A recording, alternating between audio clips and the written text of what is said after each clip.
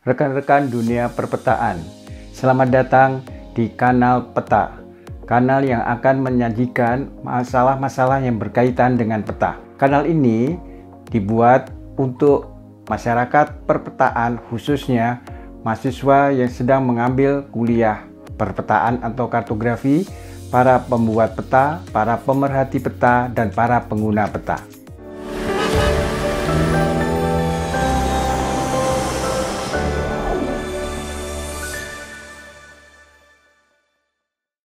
Masyarakat Indonesia saat ini mulai mengenal dan memanfaatkan peta, khususnya peta digital berasal dari Google Map. Karena dengan aplikasi yang tersedia di handphone, masyarakat bisa memanfaatkan untuk navigasi, khususnya untuk transportasi darat.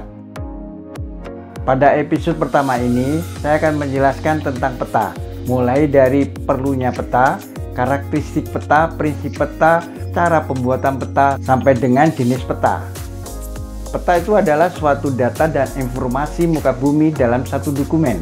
Kita bisa mengetahui keberadaan kita, arah kalau kita akan pergi, atau juga pada peta akan bisa diketahui pulau-pulau yang ada di Indonesia, kemudian benua-benua yang ada di dunia. Kapan peta mulai dipelajari?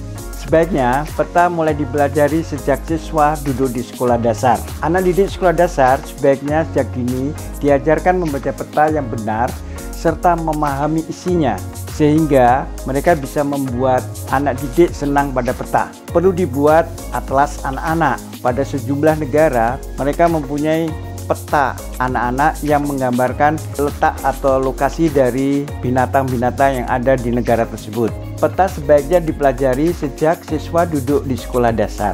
Anak didik sekolah dasar sebaiknya sejak dini diajarkan membaca peta yang benar serta memahami isinya, sehingga bisa membuat anak didik senang pada peta. Perlu dibuat atlas anak-anak supaya anak-anak bisa lebih menyenangi peta. Selain itu, isi dan materi atlas sekolah seharusnya berbeda untuk setiap jenjang pendidikan. Sebagai contoh, ada atlas sekolah untuk SD, atlas sekolah untuk SMP, dan atlas sekolah untuk SMA. Pengertian sebuah peta. Peta adalah penyajian grafis dari seluruh atau sebagian muka bumi pada bidang datar dengan memperhatikan skala peta dan sistem proyeksi peta tertentu.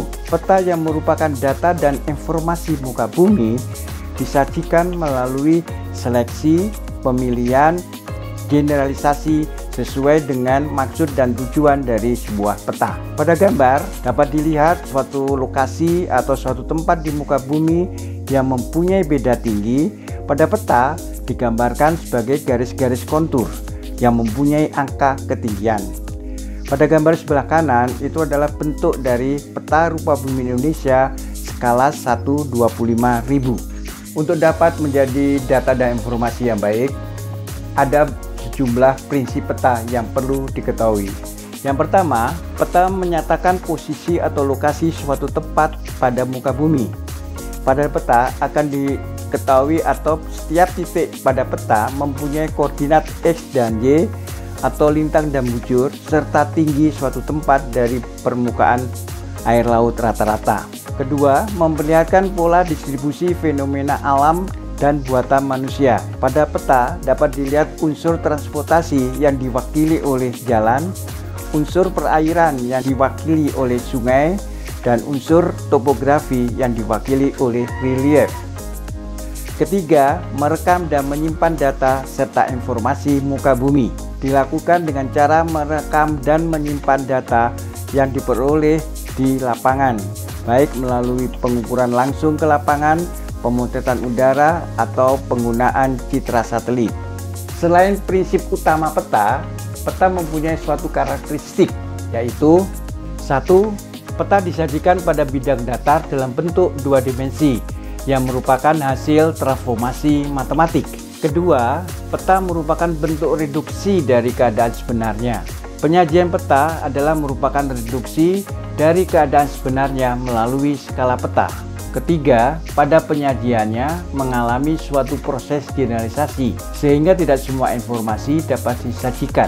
Hasil lapangan tidak semuanya disajikan pada sebuah peta. Perlu proses generalisasi sesuai dengan maksud dan tujuan dari sebuah peta. Keempat, peta merupakan bentuk penegasan atau enhancement dari unsur yang ada di muka bumi. Ada beberapa unsur di muka peta yang harus disajikan di dalam peta, tetapi di lapangan tidak terlihat unsur tersebut. Sebagai contoh, garis kontur di peta mempunyai data ketinggian, tetapi di lapangan garis kontur tidak akan dijumpai. Yang ada adalah perbedaan tinggi satu tempat dengan tempat lainnya.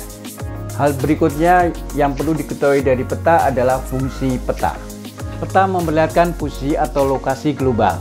Pada peta akan diketahui satu posisi dengan posisi lainnya. Sebagai contoh, letak dari Jawa Tengah, letak Jawa Barat, ataupun letak Provinsi Banten. Kedua, peta memperlihatkan ukuran. Pada peta dapat diukur luas suatu daerah, arah dan jarak satu tempat ke tempat lainnya.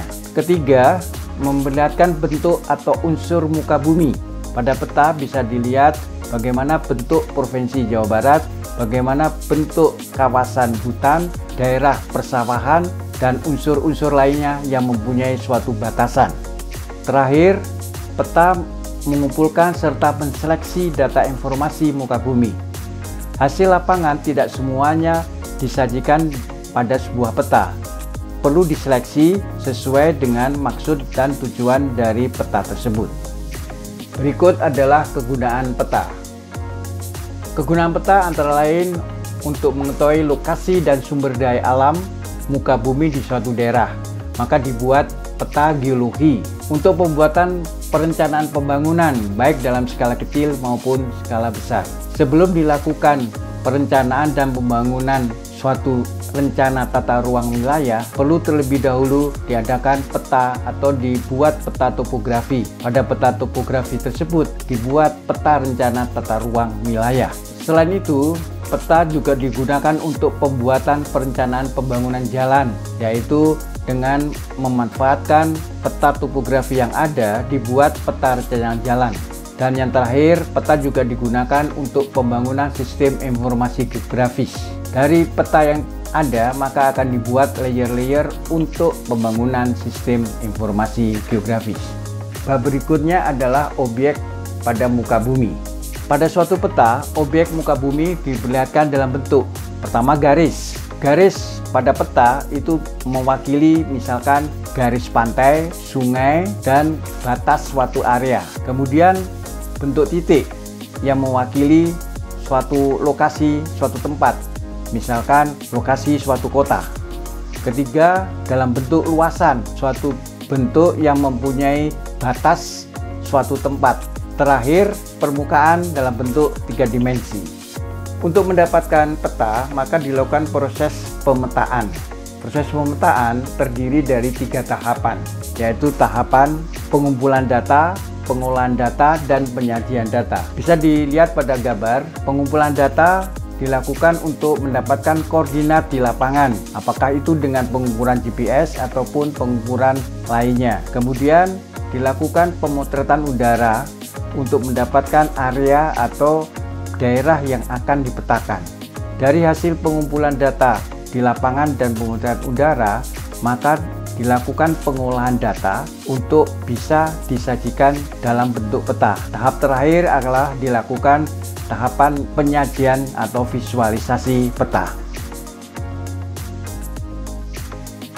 Dan bahasan terakhir adalah mengenai jenis peta. Jenis peta bisa dibedakan. Satu, peta topografi.